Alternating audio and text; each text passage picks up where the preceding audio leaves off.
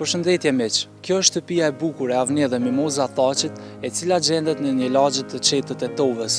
Arkitektura moderne e kësaj shtëpie është e mbushur me plot detaje ngjyrore, që është ngjyra e preferuar e kësaj familje. Shtëpia është ndërtuar në vitin 2010 dhe arrin një madhësi prej 300 metrave katror. Është 2 katëshe dhe në të jetojnë 5 anëtar të familjes. Ajo posedon një dhomë ditore, 4 dhoma të fjetjes, 3 banjo, 2 terasa dhe 1 pishinë në obor.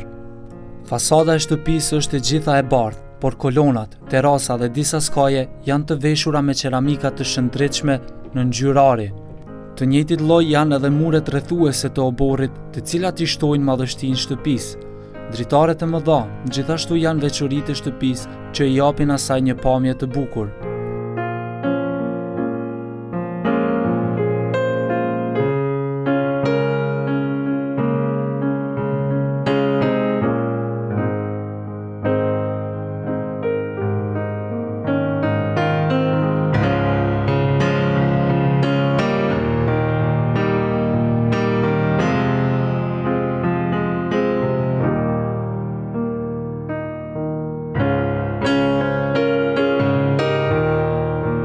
Një obor prej 300 metrave katror janë të sistemuara vetëm gjërat më të rëndësishme, të cilat janë në shërbim të familjarëve. Pishina ka një sipërfaqe prej 28 metrave katror dhe është me thellësi mesatare. E vendosur fare pranë shtëpisë, në të mund të kesh qasje edhe nga dera e pasme e dhomës ditore. Në ujin e kthjellët janë 2 delfin që e bëjnë atë të duket si një kënd i freskisë.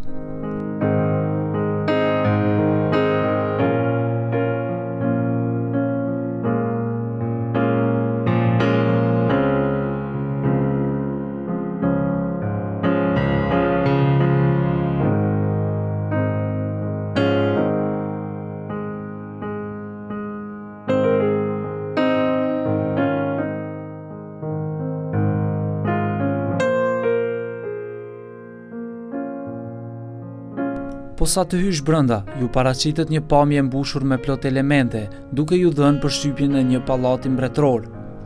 Gjithandej dominon ngjyra e arit, në figura, në tapeta, në korniza, në perde, në mure, madje edhe në dysheme. Ideatorë të interierit janë vetë kryefamiljarët, të cilët kanë dekoruar hapësirat të frymëzuar nga stili aziatik, kurse disenatori i shtëpisë ka qenë Farush Azemi, i cili ka arritur të projektojë hapësira të bukura dhe të mjaftueshme për familjarët.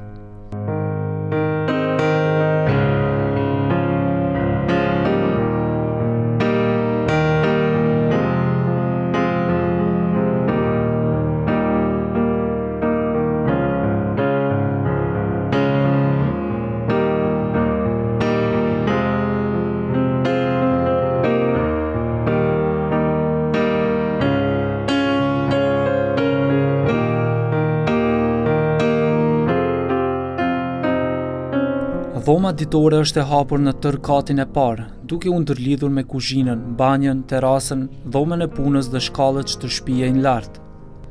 Në mes të dhomës janë të vendosura një set mobiljesh, ndërmjet të cilave gjendet tavolina e shërbimit.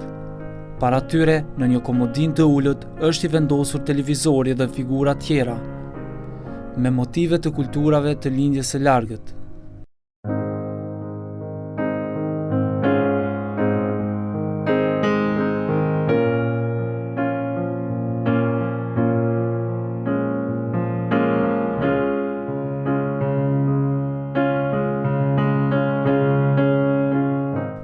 Në fakt ato janë të kombinuara me disa elemente klasike italiane, të cilat janë fiksimi familjarëve, me qenë se janë të vendosura në çdo skaj të shtëpisë. Pianoja është e vajzës së tyre dhe e bën të bukur këndin e paradhomës. Vitrina e librave është e stërmbushur me tituj të ndryshëm dhe me figura, të cilat janë të koleksionuara nga vende të ndryshme të botës, të vizituara nga Avniu dhe Mimoza.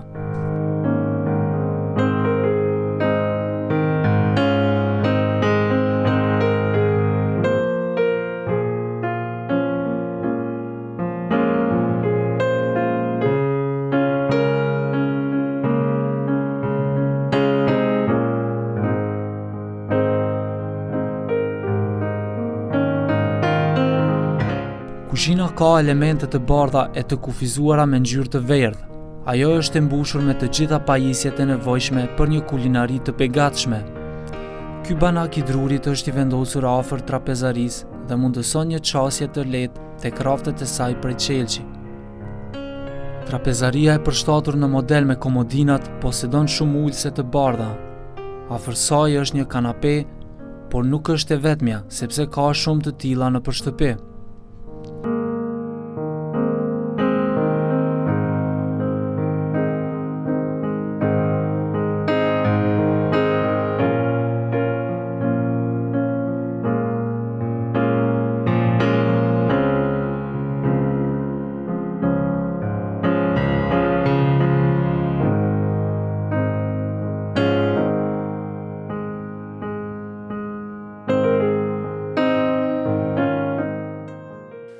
Në këtë skaj të dhomës ditore është e vendosur edhe piktura e Mona Lisës në të cilën të shkojnë syt posa të hysh brenda.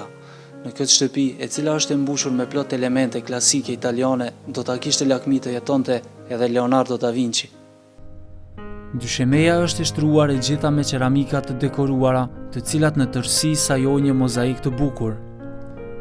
Shkallët që të shpijejnë në katin e sipërm janë të shtruara me granit natyral.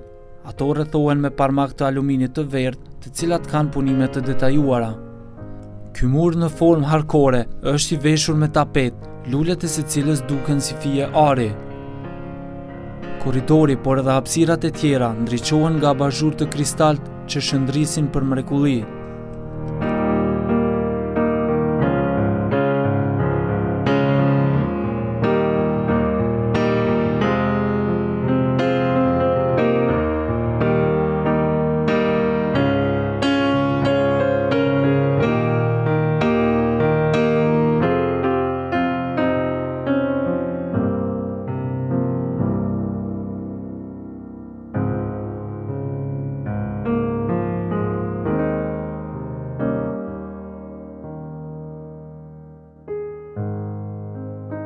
Dhoma kryesore e fjetjes, që ju takon kryefamiljarëve, është e mobiluar me elemente të përshtatshme, por kombinimi i ngjyrave është i njëjtë me nuancat e interierit. Të punuara me kujdes, ato i takojnë një stili romantik me ikona dhe punime tjera dore.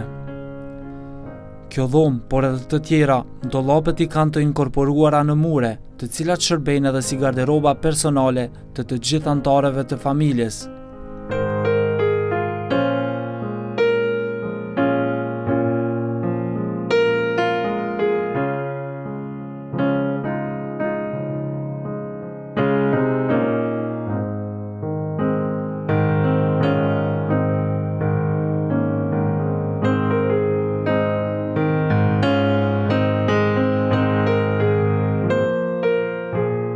Mirë po kjo dhomë ka luksin e një banje private, e cila është e bukur si nga aksesorët, ashtu edhe nga qeramikat.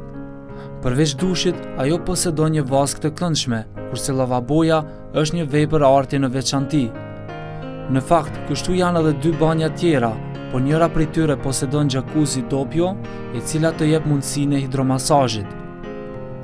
Kurse banja e katit të parë posedon më shumë elemente funksionale që mund t'ju vinë në shërbim edhe miqve.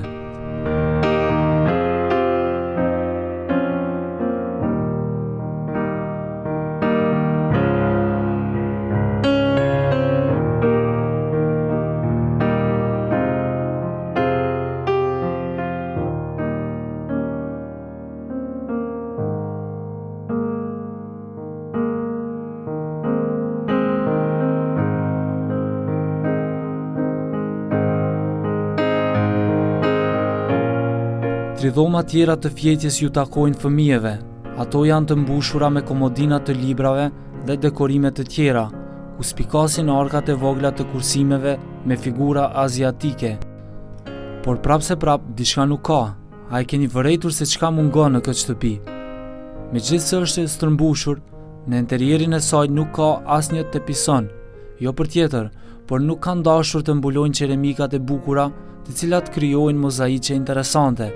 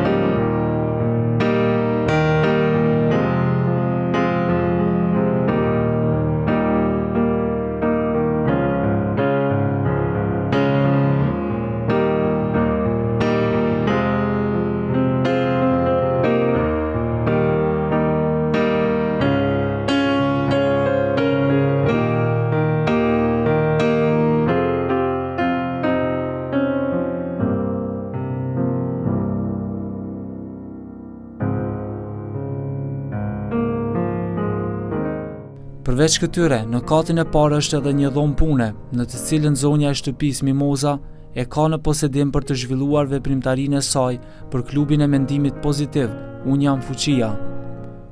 Kjo familje e ka të ngritur nivelin intelektual dhe ka një stil të veçantë të jetesës.